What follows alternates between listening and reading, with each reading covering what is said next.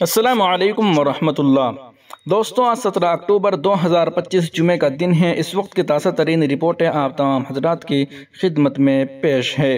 اس video کے اندر آپ کئی خبریں سنیں گے، اس لیے آپ تھمبنیل پر بھی کئی ویڈیو کے عنوان الگ الگ لائن میں دیکھ رہے ہیں۔ چلیے پہلی رپورٹ شروع کرتے ہیں۔ مولانا ارشد مدنی نے جاوید اختر کو لیا ریمانڈ پر۔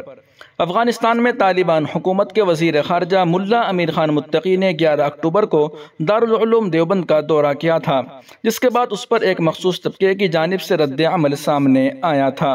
اس دورے پر اسلام اور مسلمانوں پر جارحانہ تبصرہ کرنے کے حوالے سے معروف ملحد مصنف جاوید اختر کے رد عمل نے بڑی سرخیاں سمیٹی تھی۔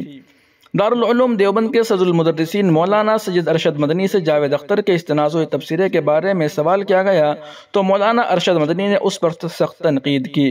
بی بی سی ہندی پر شائع خبر کے مطابق مولانا ارشد مدنی نے کہا، میں نے جاوید اختر کی بات لوگوں سے سنی ہے، وہ کہہ رہے ہیں کہ طالبان لڑکیوں کو پڑھنے سے روک رہے ہیں، لیکن ایسا نہیں ہے۔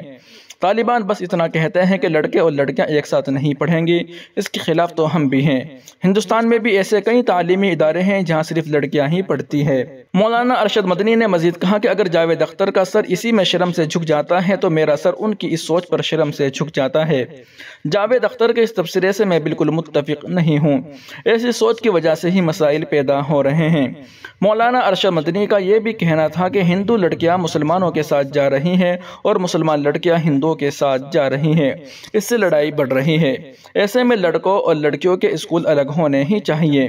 واضح رہے کہ اپنے متنازع بیانات کے لیے معروف جاوید اختر نے سال 2021 میں طالبان اور RSS کا موازنہ کرتے ہوئے دونوں کو ایک جیسی جماعت قرار دیا تھا۔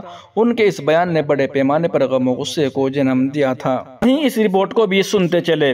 بیٹی پڑھاؤ بیٹی بچاؤ یہ نعرہ کس کے لیے؟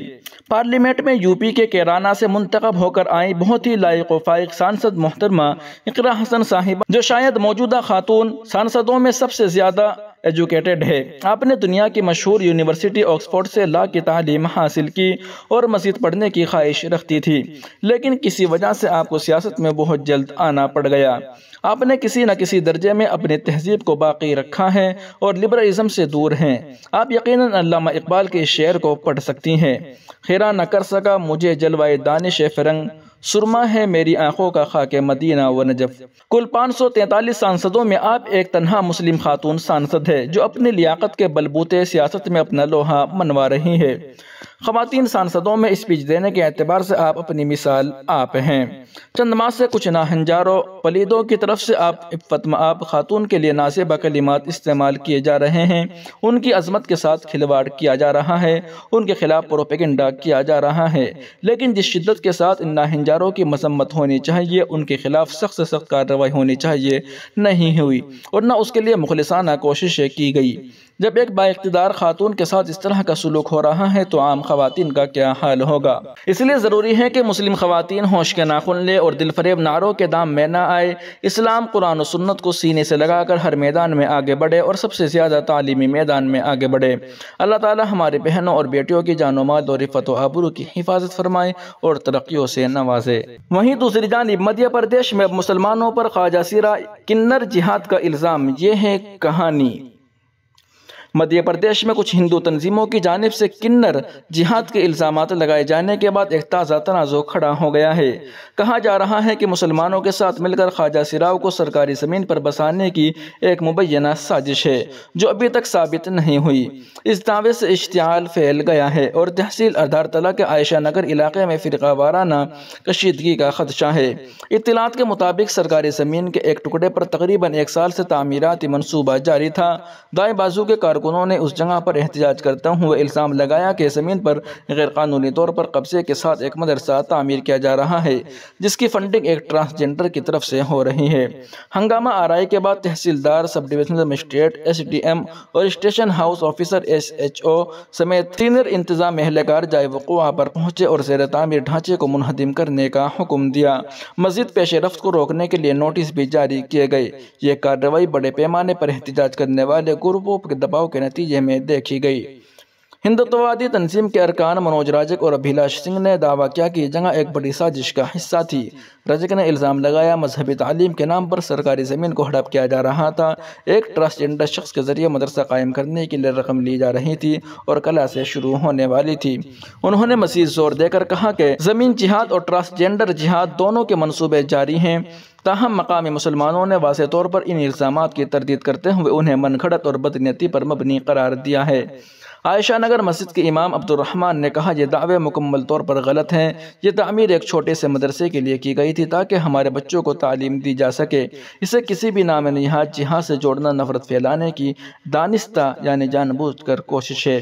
کمیونٹی کی رکن سائرہ بانو نے کہا کہ لو جہاد، لینڈ جہاد اور اب کنر جہاد جیسی اصطلاحات کے بار بار استعمال نے خوف کا ماحول پیدا کر دیا ہے۔ ایسا لگتا ہے کہ مسلمانوں کو نشانہ بنانے کے لیے ہر روز ایک نیا لیبل آتا ہے، ہمیں اپنے بچوں کو پرامن طریقے سے رہنے اور تعلیم دینے کی کوشش کرنے پر شیطان بنایا جا رہا ہے۔ انہوں نے کہا انسانی حقوق کے کئی محافظوں نے ان الزامات پر تنقید کی ہے اور انہیں مدھیہ پردیش میں اقلیتوں کو بدنام کرنے کی ایک وسیع مہم کا حصہ قرار دیا ہے۔ ایک NGO کارکن انل خان نے نوٹ کیا اس طرح کے بیان تقسیم کو گہرا کرنے کے لیے بنائے گئے ہیں، پسماندہ گروہوں کو خاموش کرنے کے لیے انتظامی آلات کو ہتھیار بنایا جا رہا ہے۔ دراصل ایک سرکاری بیان میں کہا گیا ہے کہ یہ کارروائی صرف سرکاری اراضی پر غیر مجاز تعمیرات کے خدشات کو دور کرنے کے لیے کی گئی ہے، نہ کہ فرقہ وارانہ بنیادوں پر۔ ان یقین دہانیوں کے باوجود رہائشیوں اور سول سوسائٹی کے گروپس کا استدلال ہے کہ اس مسئلے کو سیاسی اور فرقہ وارانہ بنا دیا گیا ہے، جس سے قانونی معاملے کو نفرت کی داستان میں تبدیل کر دیا گیا ہے۔ امام عبد الرحمن نے حکام پر زور دیا کہ وہ امن اور سچائی کو قائم رکھے، ہم قانون کا احترام کرتے ہیں لیکن جھوٹے پروپیگنڈے کو روکنا چاہیے، تعلیم کو خطرے کے طور پر پیش نہیں کیا جانا چاہیے۔ جیسے جیسے کشیدگی بڑھ رہی ہے، عائشہ نگر کے رہائشی امن، انصاف اور غیر جانبدارانہ تحقیقات کی اپیل کر رہے ہیں، انتباہ دیتے ہوئے کہ اس طرح کی پولرائزنگ بیان بازی سے خطے کے نازک سماجی تانے بانے کو مزید ٹوٹ سکتا ہے۔ ناظرین و سامعین، ان اہم رپورٹوں کو آپ سن اور دیکھ رہے تھے محسن اسلام یوٹیوب چینل پر۔ تمام تازہ ترین اپڈیٹ حاصل کرنے کے لیے ابھی ویڈیو کے نیچے سبسکرائب والے آپشن پر کلک کر کے اس چینل کو سبسکرائب ضرور کر لیجیے گا۔